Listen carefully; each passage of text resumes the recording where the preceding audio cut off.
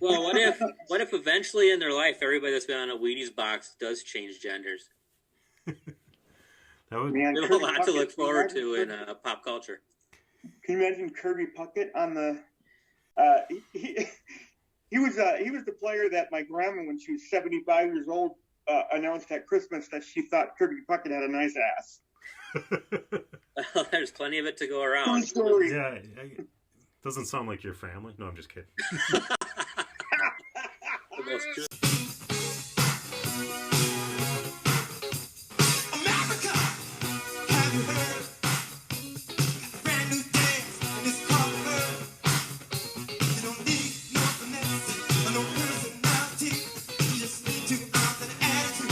And everybody sing with me. Come on now. How do we love?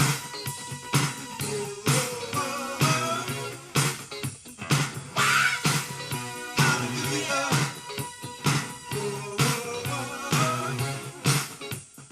Brother, don't be cool.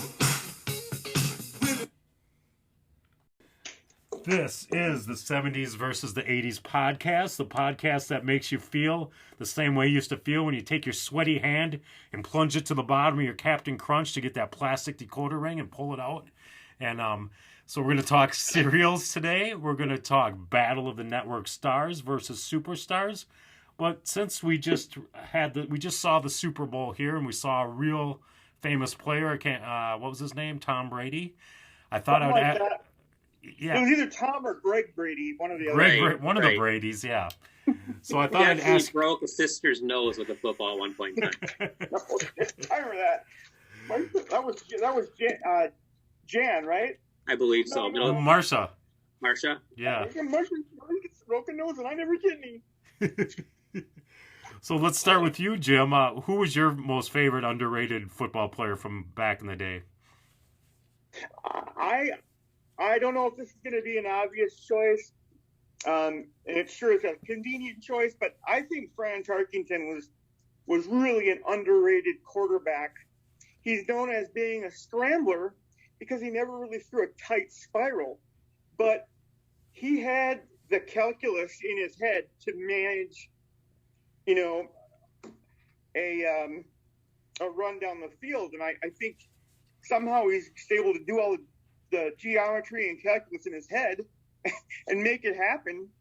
And I think there is, I've never been a conspiracy guy, but I think there is something tangible to the whole refs hate the Vikings thing. Refs have talked since then and said, yeah, we didn't like, there's people there we didn't like, and yeah. So for me, Brian Tarkington, definitely. Okay. So, yeah, I don't know if he's underrated. I think he's rated pretty high, but who do you got, Brian? He's rated high because he's a scrambler and stuff, but I don't see him, topping a lot of, Yeah. I don't When think people... he retired, I think he had the most passing yards. He did, Yeah. but he still wasn't rated that highly. And if we're talking about rating, if we're talking about skill, I'll go elsewhere, but for rating... Yeah. Sure. His thing was he was contemporary to Bradshaw. He may well have been a better quarterback than Bradshaw, but since Bradshaw won 4 Super Bowls, everyone Bradshaw like wasn't Bradshaw. Yep. Yeah, Tark was a lot more mobile than Jerry Brennan with different types of quarterbacks, but definitely a little bit more mobile than, Bradshaw. Out there, he was more of a muscle and bone guy, and Graham was a little bit more of a finesse guy. But anyway. So who do you got, Brian? So I have a Minnesota Viking outside linebacker from the time I was about 4 years old till the time I was 16, Matt Blair. Oh, yeah. He was a second-round draft pick. He went to 6 Pro Bowls, and he was with 2 of the Super Bowl teams. Yeah. Super nice guy, too. Yeah, and then my favorite thing is he would block kicks on special teams. The Vikings had a knack for great special teams during the Bud Grant years. Mm-hmm. Matt Blair was a kind of a lanky, tall outside linebacker who could jump, and so he must have blocked at least a half dozen kicks in his career. It was a favorite thing when you're a little kid to see him jump up and block a field goal or something like that. Yeah, I met him once. He's a great guy too. Yeah, he just passed away recently, though. I think it was in October of 2020. Did he really, Matt Blair? That he passed. Yeah, he was 70. Oh, he's that old. He didn't look that old. Which nowadays I don't feel like that's that old anymore. Yeah, it really isn't. All right. So for my player, I'm keeping it in the NFC North too. He's a Detroit Lion. He wore number 20. He was a running back. His initials were BS. Do you guys know who I'm talking about? Of course. Billy Sims. Sanders. Not Barry Sanders, Billy Sims. He was before Barry Sanders. And when I was little, I had a football that was autographed by, you get that fake autograph that they come with. It was Billy Sims. And he was when I first started watching, when I was old enough to watch college football. He was with Oklahoma, and he was just electric. And then he rushed for over 200 yards in his first NFL game. And he looked like he was on his way to superstardom, and he blew his knee out in the Metrodome about 2 years later. And that was it. I remember that. Yeah. Yep. And then they drafted Barry Sanders a couple years after that. Yeah. NFC North at that time with the running backs when they had Billy Sims and then Barry Sanders with the Lions, and the Vikings had Chuck Foreman. And then the Bears, of course, had one of the greats of all time, Walter Payton. Just amazing running back group in the NFC North at that time. And there's that other team, I don't even know if they played in the 70s. Oh, the Packers, yeah. I can't remember their name, yeah. If we're going to go second round pick, again, another guy that probably, maybe not be underrated, but he didn't get a lot of the press because he didn't have a Super Bowl, was Chris Dolman. I think that guy was just an amazing player. He had the strongest hands, they always said, in the league. And he had some behavioral issues, and the fact that they didn't win Super Bowls, I think that hurt him in terms of, notoriety. I believe he made the Hall of Fame, if I'm not mistaken. Oh, Chris did he? Dolman. Did he make it after he died, or? Wait a minute, he died too? Yeah, just recently. He did. What the fuck? You guys are supposed to call me. I'll put you on the list. The guy that bought my cabin at North played for the Vikings, and so I had a ball from when I was a young kid. My dad knew, remember Willie Teal and Tommy Hannon? I remember Willie Teal, yeah. Yeah. They were buddies because he worked part-time for a company that was in the floor below where my dad worked. And so one day my dad brings him a football. All the Vikings players were on it, except for one or two. And the guy that bought my cabin up there happened to be the one of the two. And so he signed it like 40 years later after I got it. It's awesome. I'm going to go get it. Yeah, you do that. I sleep with it. You sleep with it. All right, so do you guys want to talk some cereal, or? Let's do that. Absolutely. Perfect segue. Okay. So, all right. So, what do you guys? What was your favorite cereal growing up? We'll start with Brian this time. Well, so I knew that we were going to be talking about this, and I really can't think of a favorite cereal from like the 70s. I can tell you least favorites for sure. Kix. It was like eating cardboard, like eating styrofoam packing peanuts. Yep, Yeah. exactly. That's the first thing I thought of when you said worst. Yeah, Kix was terrible. And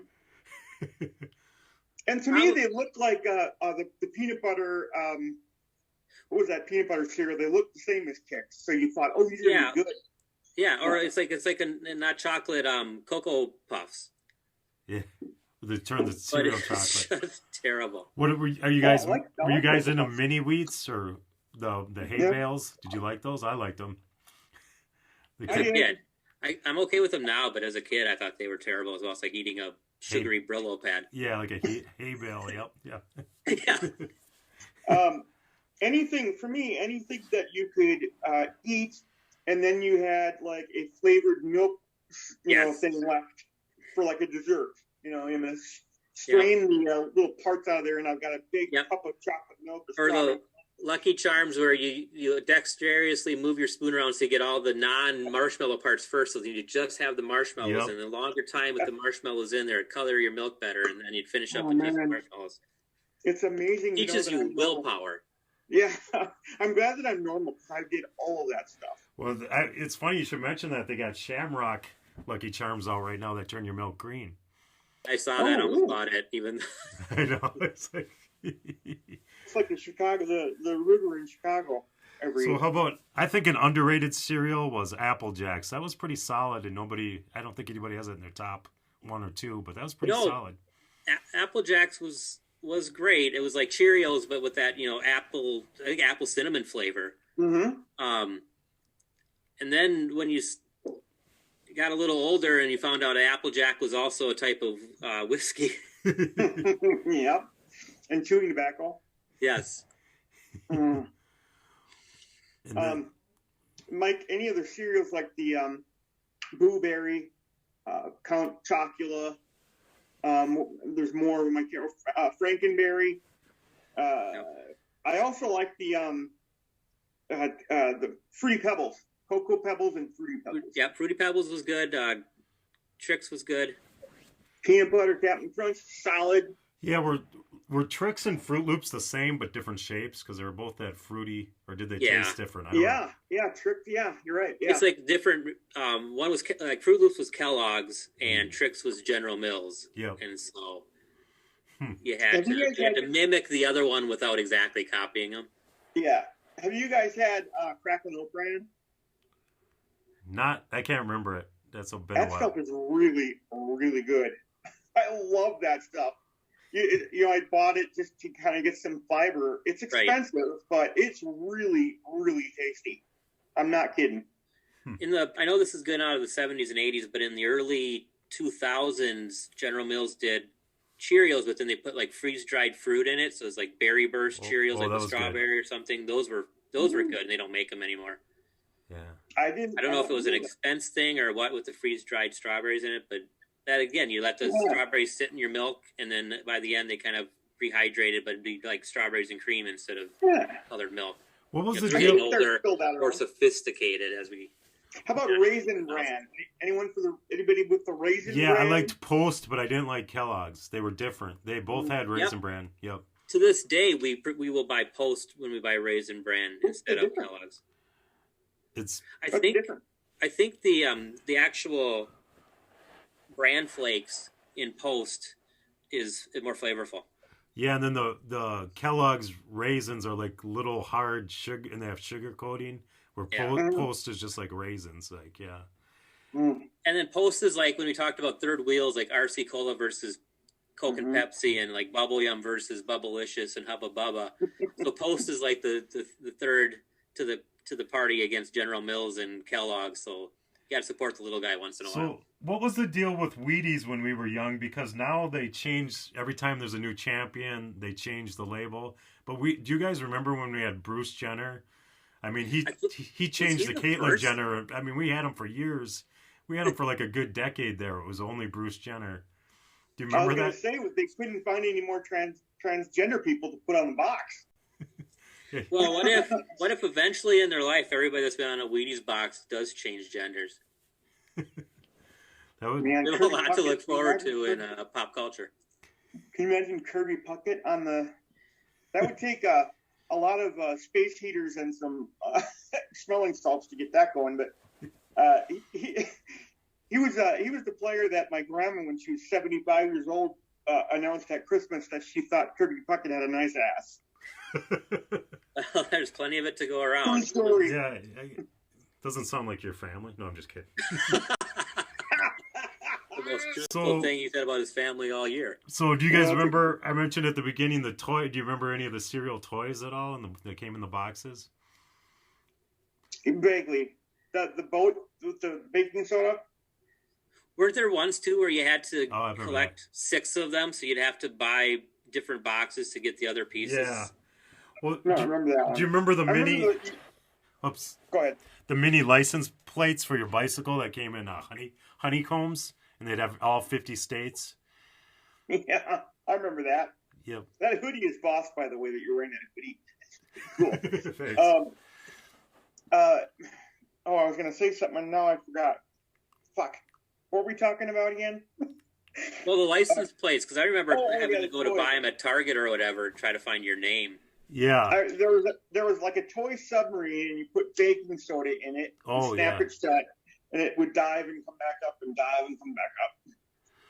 Or what about, I was looking these up, Laura. Do you remember when Alphabets had the terrarium? So you could get like, there was either a bubble-shaped one or a rectangle, and you'd get these seeds, and it'd be like a little miniature greenhouse. Yeah, so there'd be like little foam pieces you put in there to water. Yes, yeah. I do remember that. That was Alphabets? They said it was Alphabets when I looked it up.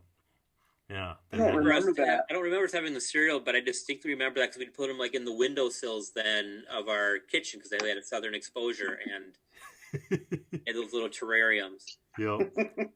I've got some in my kitchen now, but I didn't get them out of the cereal box.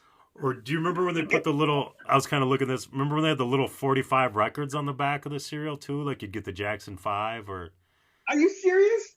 Yeah, I mean, sometimes they'd be cardboard, but they'd still play. I don't know how they did it. It would be, they weren't like real ones. They were like thin and flimsy. Right. Like they were kind of like a floppy disk, but they would work. It was weird. Yeah. Yeah, the needle, all it needs is vibration. So, if that's there, it doesn't matter what the medium is, I think, but I don't remember that. To this day, I have a couple Christmas CDs that came in Chex Mix at Christmas time when people would buy Chex cereals to make Chex Mix. I've got two like just various artists' Christmas things that came in the Chex Mix cereal at Christmas time. Yeah, I remember when they got CDs because at the time we thought it was big. Now we didn't realize how cheap CDs were. They would just throw them in a box of cereal and it's like... Yeah. When you got your first CD, is like, in 1988, I bought my first CD for like $15.99. Yeah, like you said.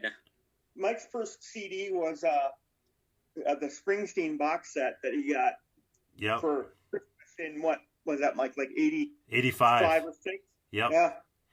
Oh, you're really cutting edge. Like I said, I didn't get my first CD to 88. My future college roommate bought a CD player at the Best Buy in St. Cloud because up at St. John's at the time. And I didn't have a CD player, but I bought a CD anyways because we got like 10% off. I bought Steve Earle's Copperhead Road. Oh, yeah. That's a solid one. That's solid. Yeah, here's the thing.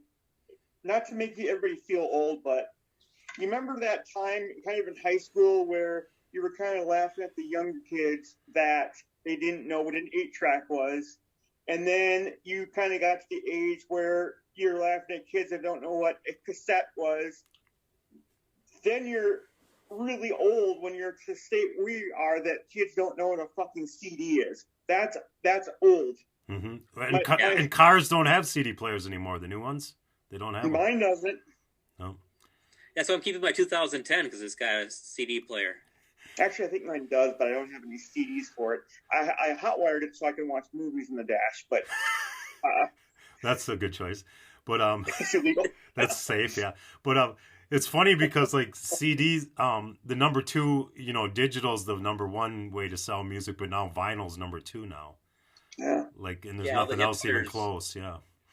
That almost went completely away, and I think what brought it back was like that whole culture of hip hop and stuff like that, where they were scratching. Scratching and all that stuff. Well, I think that saved the record industry. There's something too about the warmth of listening to music through vinyl, and then even if you had some people, you can buy vacuum tube amplifiers as opposed to the digital, so you get that it's a more warm sound. Now CD is so crisp and accurate, and you can hear everything. You don't get any hiss in the background.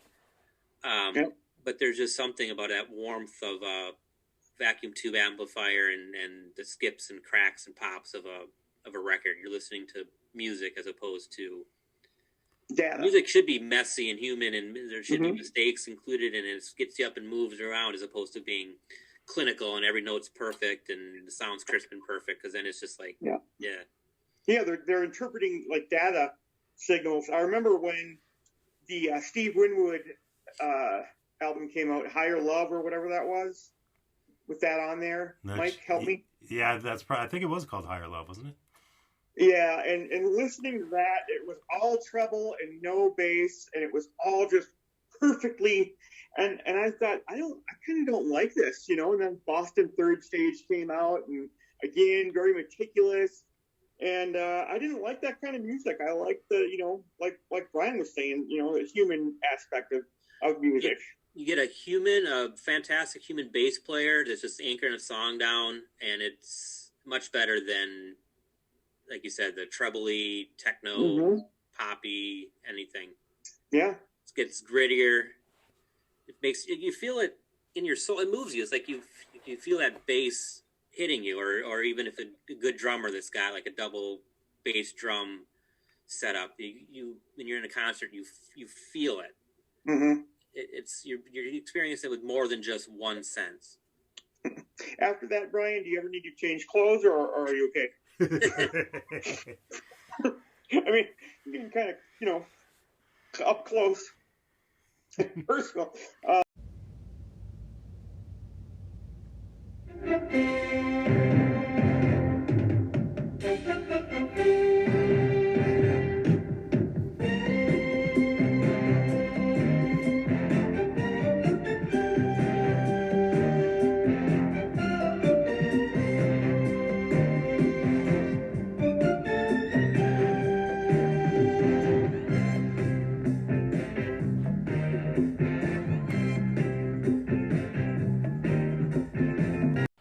So yeah, that music pumps us up.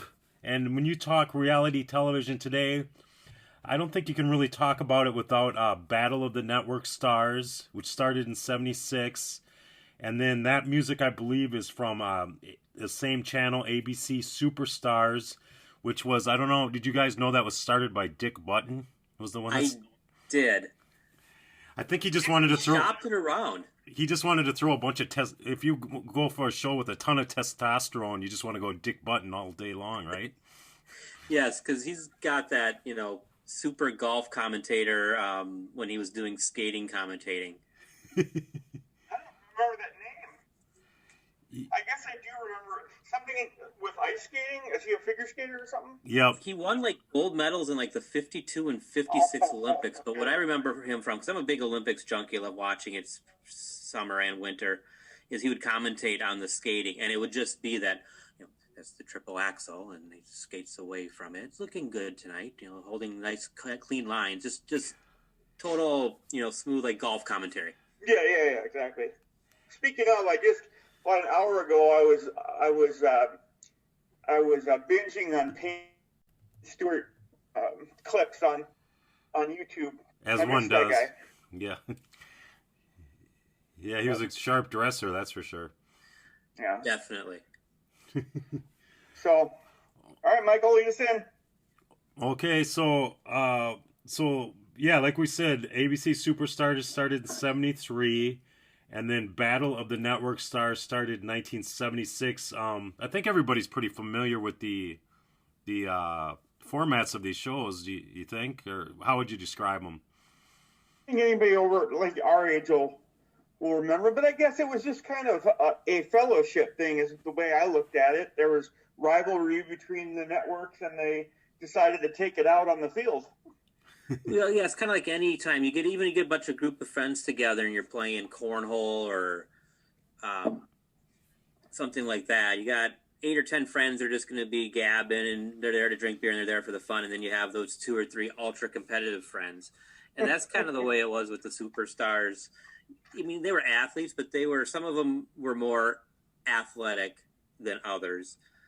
And it's not like the Ninja Warrior now where they're just fantastic athletes and it's just a really wild course that they go through. It was just, they just picked things like, we're going to ride a bicycle 4 times around the track, or they did the 100-yard dash. And it was some planned city in Florida where they would held the Superstars, at least the first few of them. Yeah. So it was just on the high school track, and the spectators just be kind of ambling around there. It was so just not the high production values of stuff today.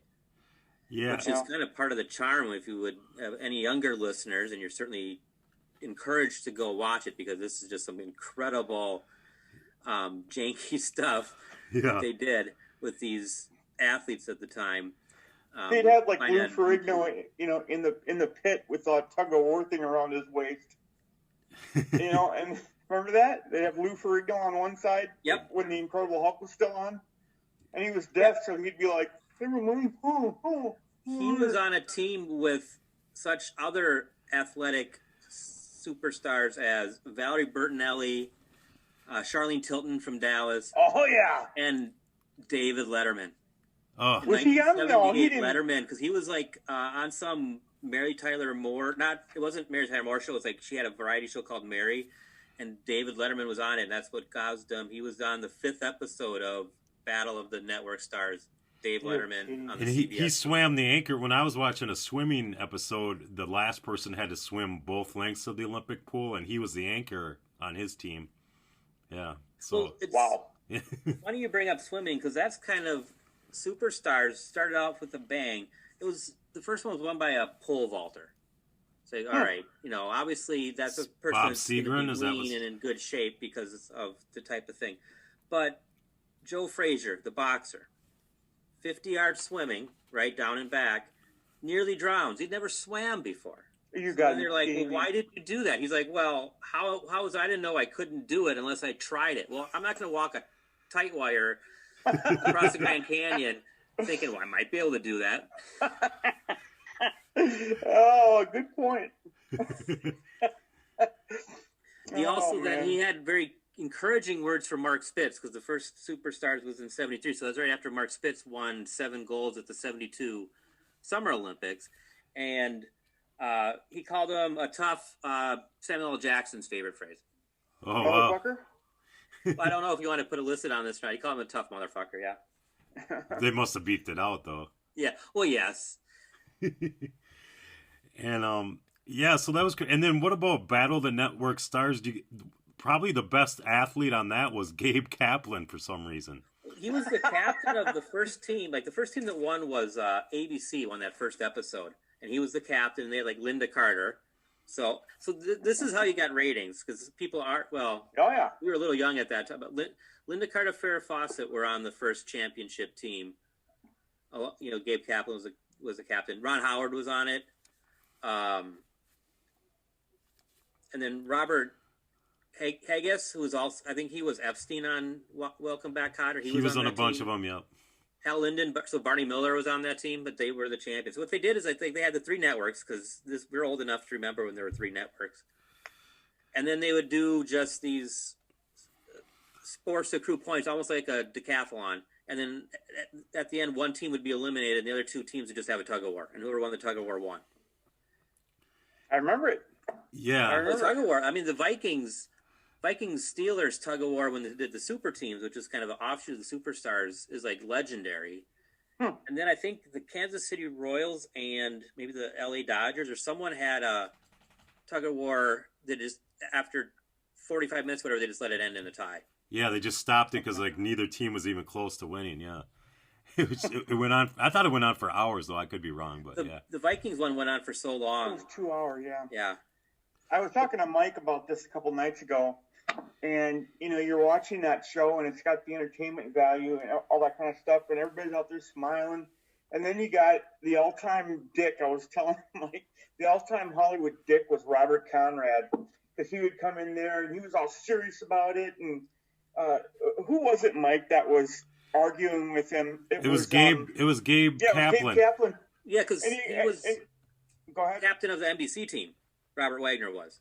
Yeah, I don't know, but he got in kind of some sort of a argument with Gabe Kaplan, and Gabe Kaplan said something like, "Well, I'm Jewish and blah blah," and Conrad says, "And I'm German, so I want to kill all of them." The referee said, "You saw that, Mike, right? Did you watch that clip?" Yeah, and Telly Savalas said, "I'm Greek," and then Robert Conrad says, He goes, "I'm German. I want to kill both of you guys." I want to kill them both.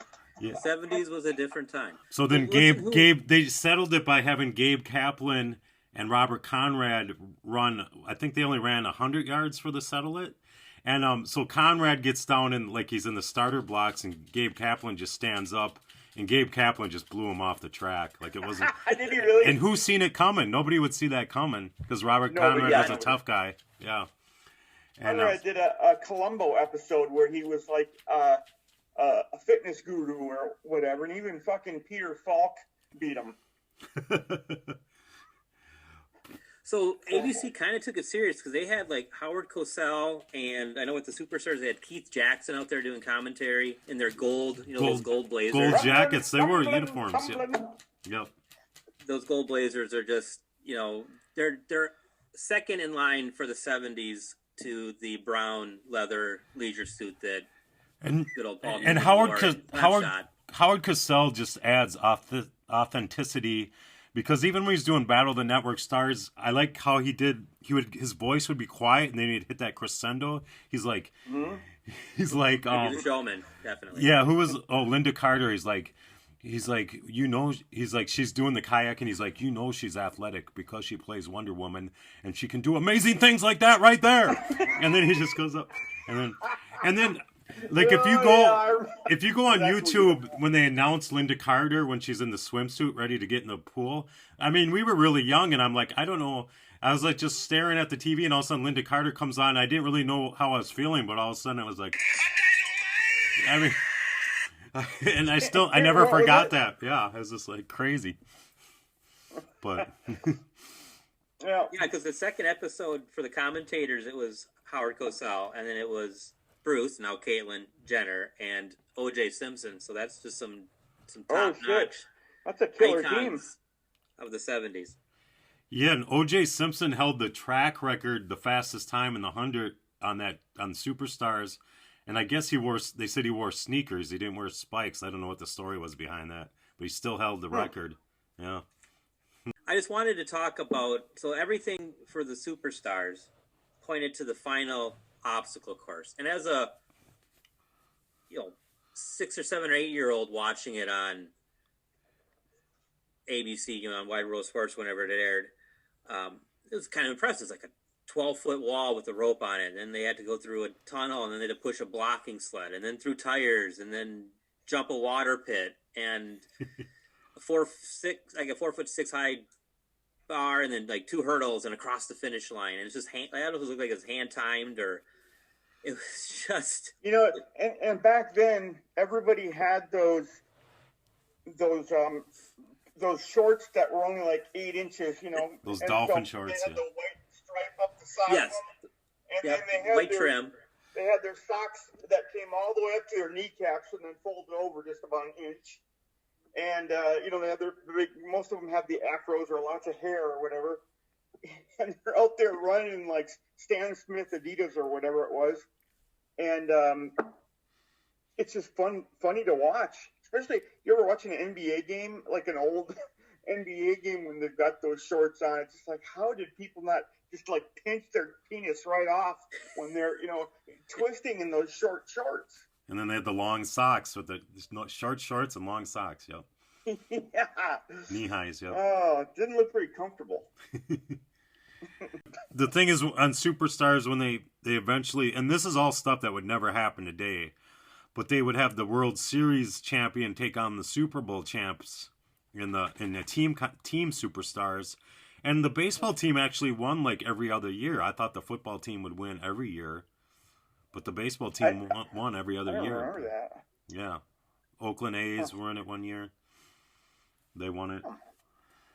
And then they must have had the Super Bowl teams, because I do remember the Steelers and Vikings going against each other. Did they have the 2 Super Bowl teams square off a couple times or something? Yes. It was both the Super Bowl teams and the World Series teams, unless the Yankees won, because Steinbrenner was such a prick. Then the other team, whoever would have been the AL West champion, would have went in their place. That may have been why like Kansas City Royals went in 78 or 79, because it would have been Dodgers Yankees in the World Series that year, but since Steinbrenner wouldn't let his team go, the Kansas City Royals went. I don't remember any of that stuff. Damn. Steinbrenner was like the prototype for the jerk meddling owner of sports franchises. But that's how it would go today, though. Nobody would be allowed to play, and it was weird that those networks all let their star actors and actresses on this show, and it's weird that they all let it air on ABC, even though it was NBC, CBS, ABC, and every one of them, aired with Howard Cosell on ABC. So that none of that would happen today. No, because you're right, contracts, money. It's too valuable. You wouldn't want your football players or baseball players or anybody doing anything outside of their normal activity. Or if you did have it, it would be, it's the practice squad of the Super Bowl champions against each other. Mm-hmm. Or in this last one, it'd be the Kansas City offensive line against. Well, to go harp back on that. And then the network stars. So what would it be? The streaming stars now? Would it be Netflix against Hulu versus Amazon Prime? I mean, so they tried to reboot it a couple 3 or 4 years ago, and then they did just one-offs. Like it would be TV Cops versus TV Dads, or that kind of thing. And then towards Pornhub against the David Duchovny sex addict group. I think you just had $1 million idea there. That would, Or more. Yeah.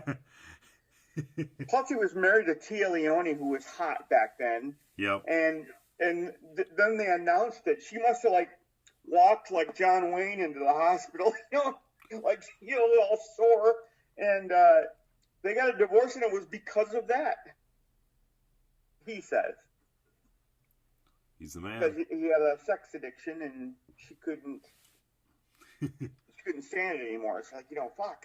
And then they had to get a divorce. True story.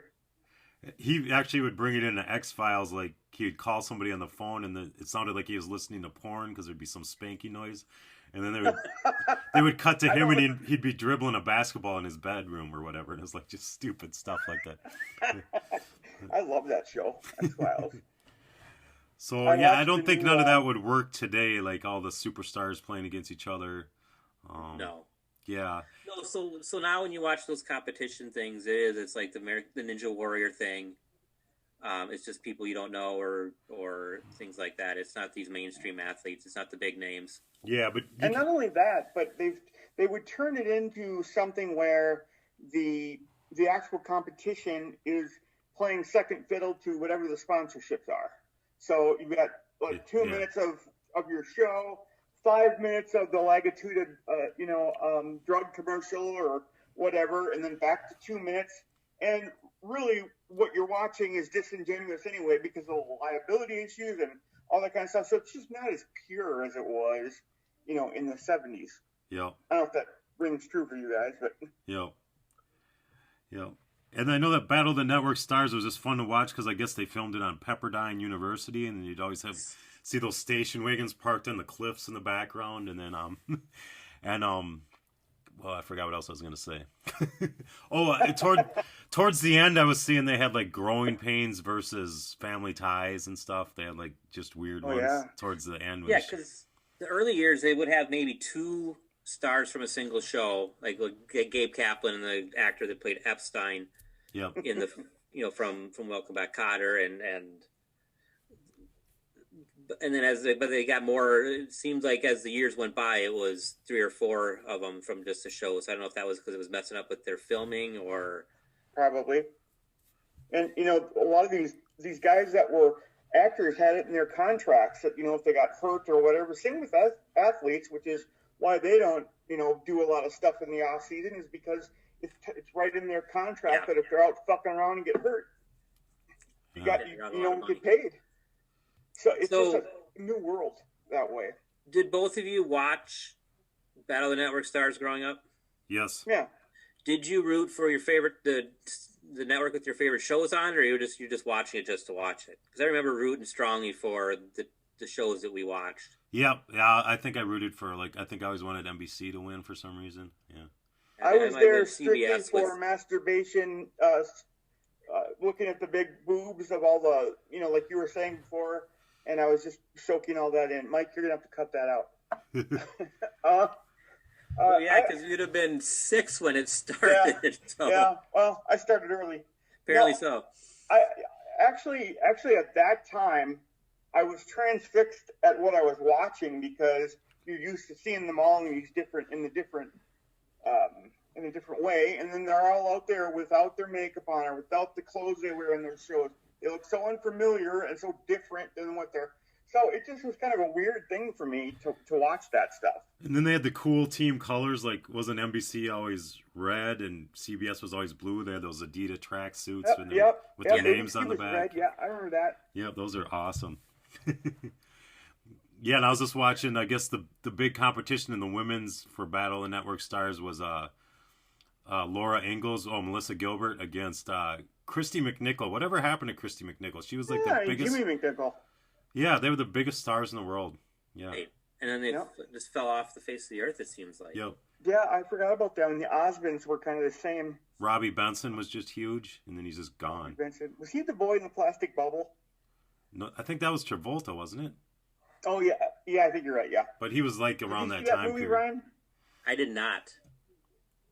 It's worth watching. It's going to be next week's episode, so start watching it now. Yeah. Find another guest.